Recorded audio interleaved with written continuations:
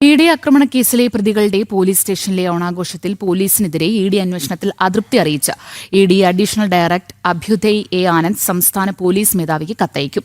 ഉന്നത സ്വാധീനങ്ങൾ കാണിച്ച് സാക്ഷികളെ ഭീഷണിപ്പെടുത്താനായിരുന്നു പ്രതികളുടെ ശ്രമമെന്നും ഇ.ഡി. വ്യക്തമാക്കി.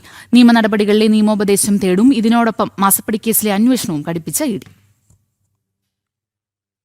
രാഷ്ട്രീയ പോലീസ് ബന്ധങ്ങൾ കാണിക്കാനാണ് മുൻ കൌൺസിലർ I.P. ബിനു അടക്കമുള്ള പ്രതികൾ പോലീസ് സ്റ്റേഷന് മുന്നിൽ ഊഞ്ഞാലാടുകയും ഓണം ആഘോഷിക്കുകയും ചെയ്തതെന്ന് ഇ.ഡി. ചൂണ്ടിക്കാട്ടുന്നു. CPM നേതാക്കളും പ്രവർത്തകരുമായ പ്രതികൾക്ക് പോലീസിലുള്ള ഉന്നത സ്വാധീനമാണ് ഇത്തരം പ്രവൃത്തികൾ വ്യക്തമാക്കുന്നത്.